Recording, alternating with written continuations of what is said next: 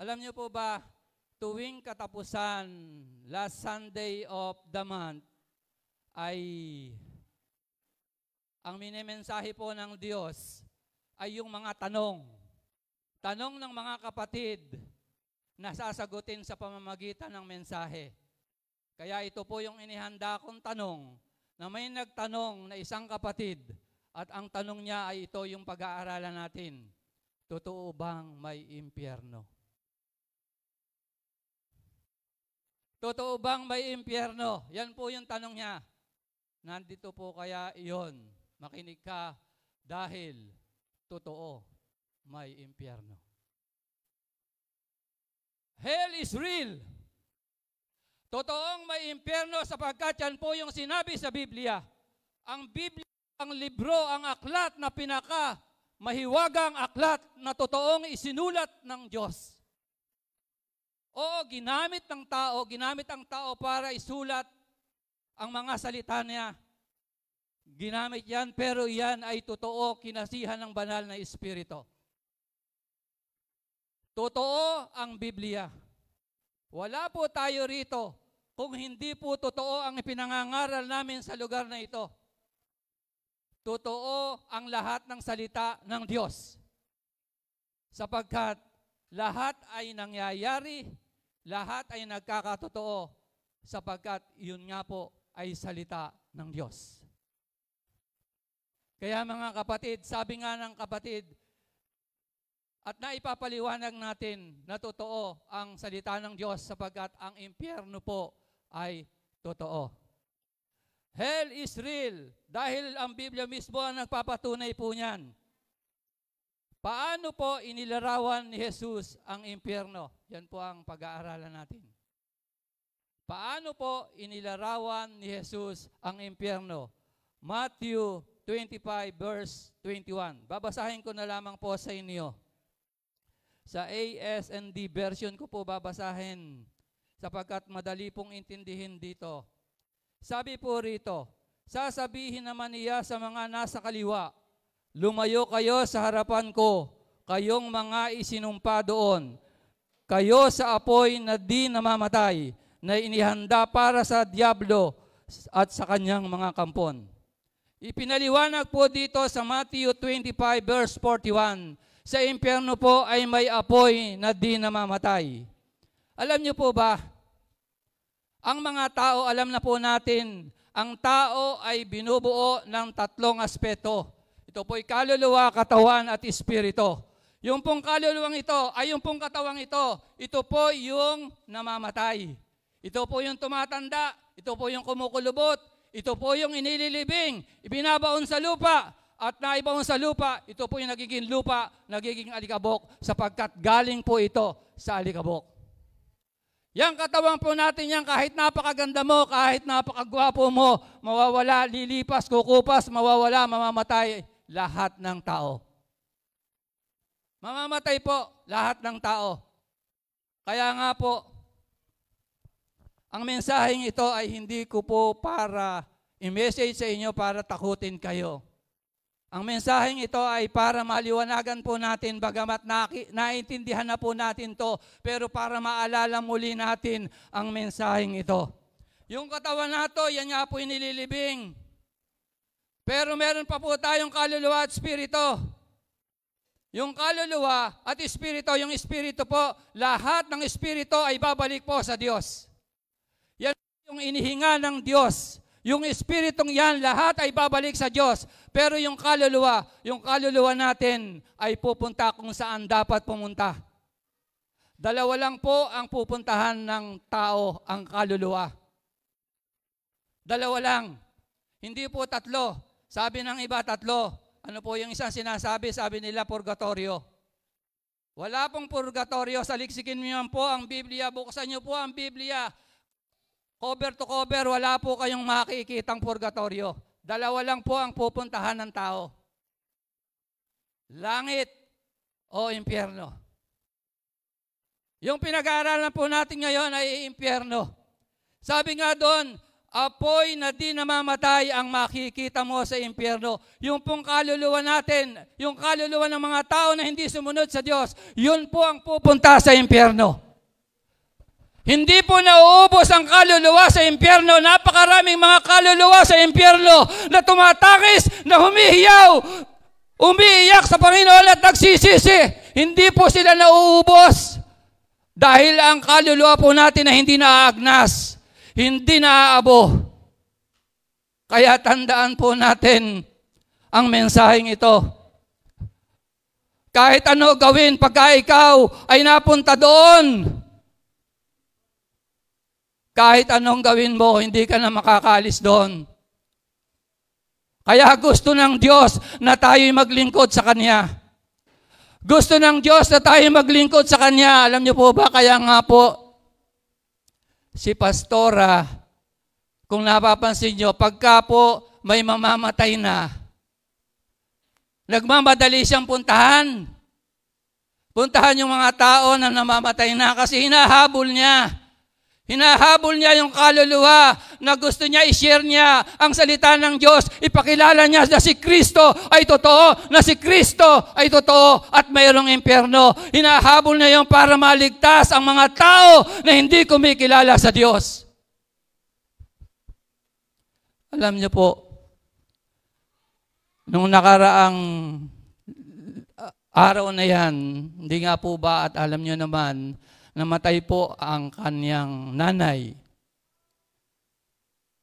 At may kapatid din po tayo rito na binawian din ng buhay.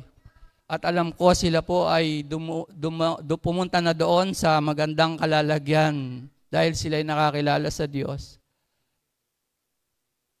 Yung nanay niya, nung nalaman na nahihirapan at parang alam din niya na mawawala na, pinilit niyang pumunta, lumuwas dahil hinahabol niya ang kanyang kaluluwa. Dahil alam niya na pagka hindi niya totohanang nakilala ang Diyos, hindi siya pupunta sa langit, pupunta sa impyerno. Kaya nagsikap siyang pumunta. Pinuntahan niya ang kanyang nanay at maghapon niyang siniran. Sinabihan ay pinakilalang muli si Kristo. Kasi baka nakakalimutan na niya na si Kristo ay totoo, na si Jesus ay totoo, na si Jesus ay totoong Diyos. At alam niyo po ba, tayong lahat ay mawawala. Tandaan po natin yan. Dalawa lang ang pupuntahan natin. Langit o impyerno. Kaya po kayo pinadadalo sa lugar na ito. Dahil ayaw po namin na sa pagbulat at dumating ang panahon na tayong lahat ay mawala rito, ay tayo'y mapunta doon sa hindi magandang kalalagyan. Meron pong kabilang buhay. Tandaan po natin yan. Hindi po ito kwento lang. Ito'y totoo. Tayo'y naglilingkod upang tayo ay maligtas. Tayo naglilingkod para kilalanin natin ang Diyos, para sa pagdating ng panahon, kung tayo mawawala sa mundong ito, ay mapunta tayo doon sa tamang kalalagyan, doon sa langit, sa piling ng Diyos. Palakpakan nga po natin ang Panginoon. Ano pa po ang nilarawan sa Biblia na mayroon sa impyerno? Tatanungin ko po sa inyo. Siguro may tao rito, may mga kapatid dito na nagtatanong, sino ang lumikha sa impyerno? Naisip nyo na po ba yan? Naitanong nyo na po ba yan sa inyong mga sarili? Sino ang lumikha sa impyerno? Ang Diyos po mismo ang lumikha sa impyerno.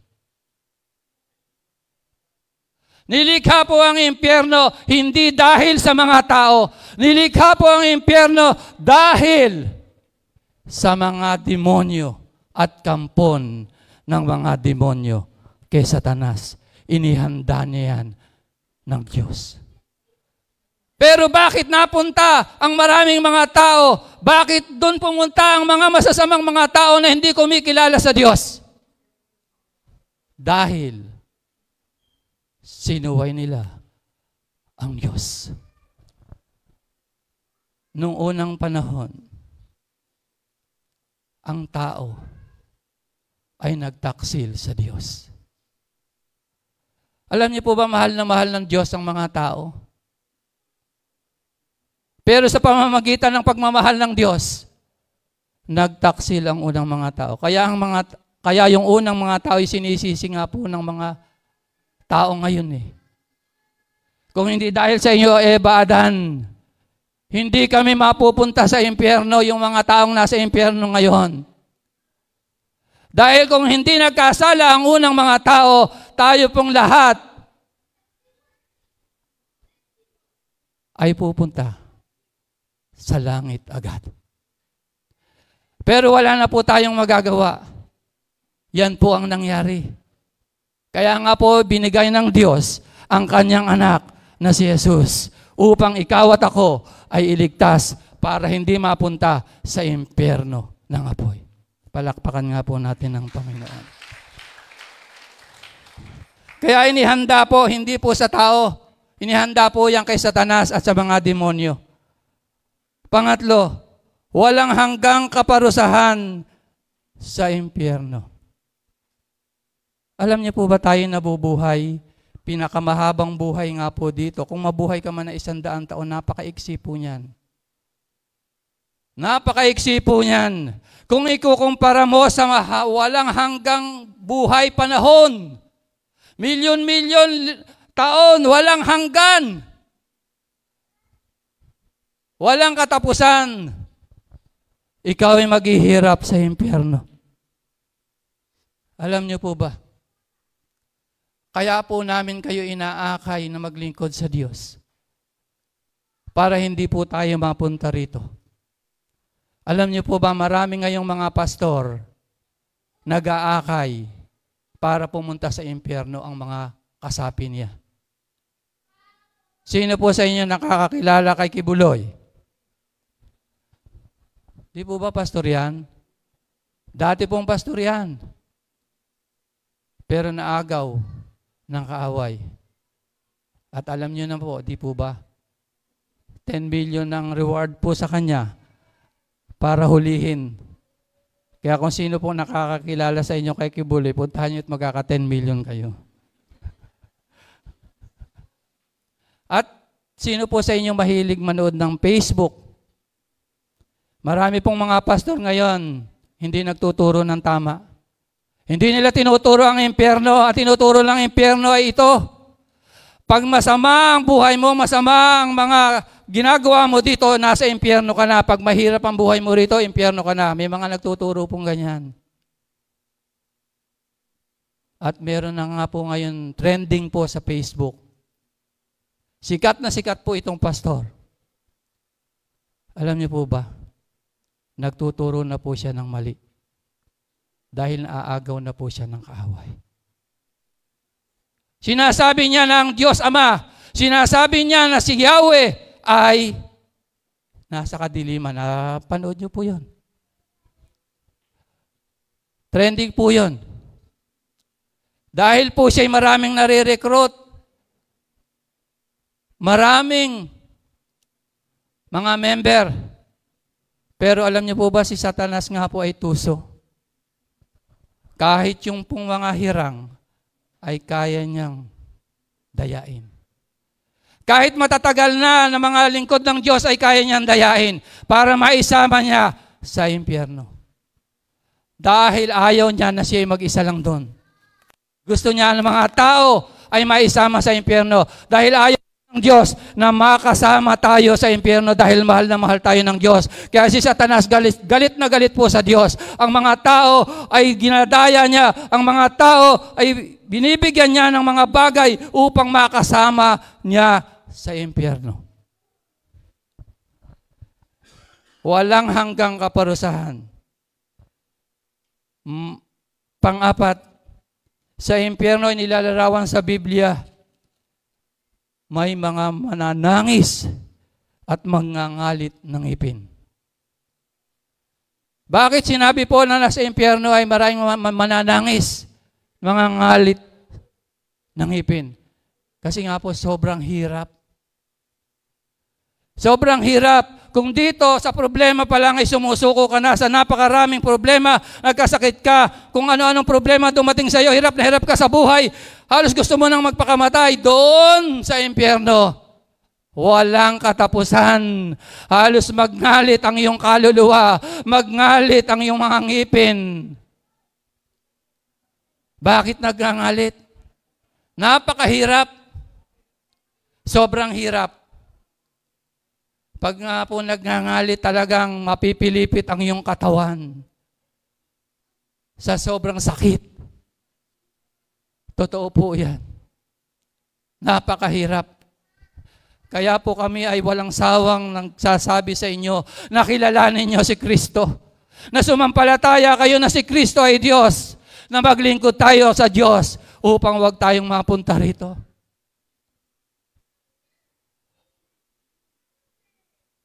At sinabi rin po sa impyerno, ang uod at apoy ay hindi namamatay. Alam niyo po ba, may uod at apoy daw po sa impyerno na hindi namamatay. Ito po'y may ibang kahulugan. Ito po'y uod.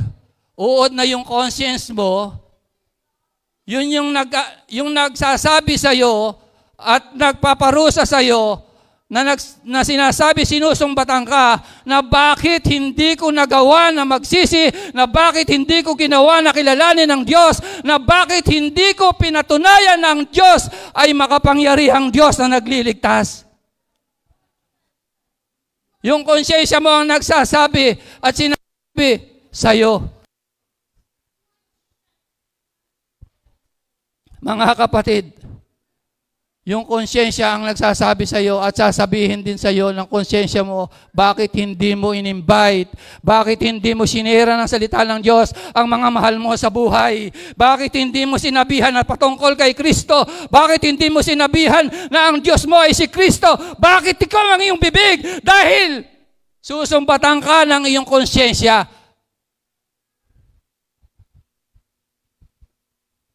Napakahirap. Tandaan po natin, lahat po tayo mamamatay. Una-una lang po yan.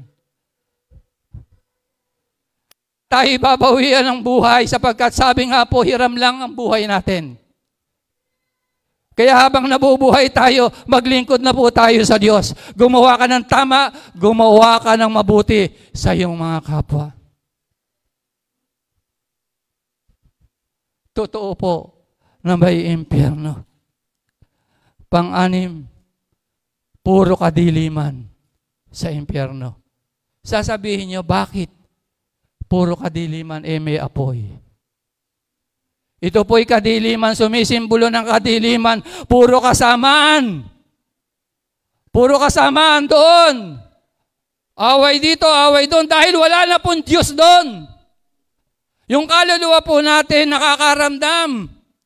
Parang katulad nito, nakakaramdam ng hirap, nakakaramdam ng saya. Pero doon walang saya, puro hirap. Puro sakit ng kalooban. Umiyak ka man doon, hindi natutulo ang iyong luha sapagkat napakainit doon. Magsisi ka man, wala ka nang magagawa. Kaya mga kapatid, ang Diyos ay nagpapaalala sa atin. Nagpapaalala sa atin na habang nasa lupa ka, kilalanin mo na ang Diyos. Walang iba kundi si Kristo Jesus. Maraming hapong mga tao ngayon hindi kilala ang Diyos. Marami ngayon mga tao, kahit mga Kristiyano, hindi pa rin po nila kilala ang Diyos. Kaya gusto ng Diyos na tayo ay maglingkod sa Diyos para wag po tayong makarating dito sa lugar na ito. Pampito, pagkawalay sa Panginoon. Maikli lang po ang message na ito dahil meron po tayong gathering. pagkawalay sa Panginoon. Sa impyerno po, wala na po doon ang Diyos. Kaya sabi ko nga po sa inyo, magsisi ka man, lumuhod ka man, umiyak ka man, wala nang mangyayari sa iyo dahil wala na po ang Diyos doon. Wala na pong himala doon. Ngayon may himala pa po habang naririto ka sa lupa. Mayroon pong himala na pag tumawag ka sa Diyos, kaya kang patawarin ng Diyos. Kaya kang iligtas ng Diyos. Pero doon wala na pong himala. Puro kasamaan, puro hirap ang mararanasan. Kaya mga kapatid, ang buhay po natin may katapusan. Bumilang ka ng 50 years mula ngayon, halos lahat po tayo wala na. At hindi na po natin alam kung sino ang tatayo rito. Sino po ang mangangaral dito? Alam niyo po ba? Si Pastora, dinala po dito yan ng Diyos. Hindi dahil naging asawa ko. Dinala po siya ng Diyos dito dahil para magpaalala sa inyo at sa akin na may Diyos. Oo, nakikita nyo kami magkasama. Pero dinala siya rito dahil siya'y ginagamit ng Diyos. Upang ikaw at ako ay makilala mo ng totohanan ng Diyos upang hindi po tayo mapunta sa impyerno, upang tayo mapunta doon sa langit para doon tayo magsama-samang sumamba sa Diyos habang buhay.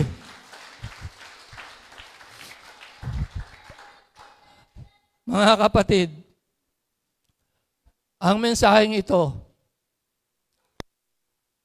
ay sinagot ko ang tanong, kung totoo ba ang impyerno? Narinig mo na kapatid na may impyerno. Kaya sa mga sandaling ito, bago ako magtapos, kukwento ko po ang dalawang tao sa Biblia na alam nyo na yung kwentong ito. Pero ikukwento ko pa rin po sa inyo. Dalawang tao, isang mayaman, isang mahirap. Yung isang mahirap, naglilingkod sa Diyos. Nagkasakit. Halos walang makain, hirap na hirap, maraming problema, maraming pagsubok.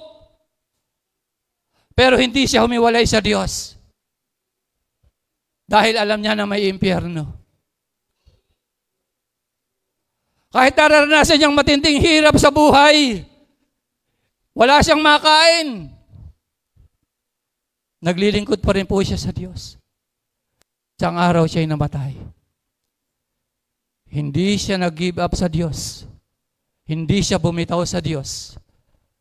Nang siya'y namatay, napunta po siya sa sinapupunan ni Abraham. Napunta po siya doon sa langit. At yung isang mayaman din ay namatay. Sobrang yaman po niya. Isa siya sa pinakamayaman sa buong mundo noon. Dumating ang punto na siya rin po ay namatay. Yung kanyang kaluluwa ay pinunta doon sa impyerno. Sa hadis ng pagdurusa napunta ang kanyang kaluluwa. At huli na ang lahat. Hindi po ba siya nagsisisi? Nagsisisi na totoo pala ang Diyos. Nagsisisi pala na totoo pala ang Diyos na makapangyarihan.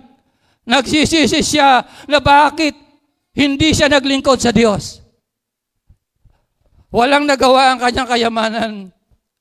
Walang nagawa ang kanyang lahat ng ari-arian. Dahil noon pa man, naaalala pa rin pa niya ang kanyang mga mahal sa buhay. At sinasabi niya, bakit hindi ko nabahaginan ng mga salita ang aking mga kapatid?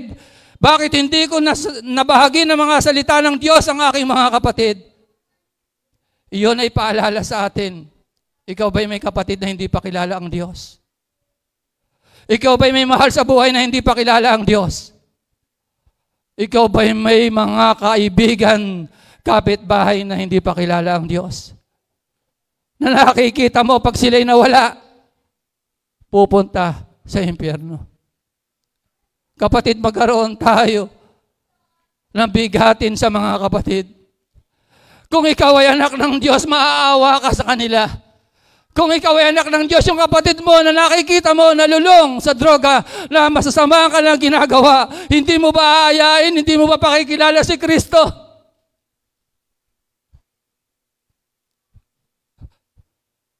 Baka huli na ang lahat pag dumating ang panahon. Makita mo ang mahal mo sa buhay ay nandoon. Dahil ipakikita po sa atin yan kung tayo mawawala rito.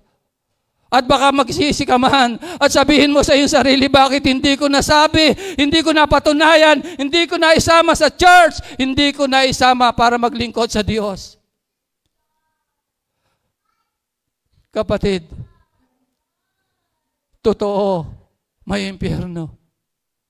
At totoo na may langit.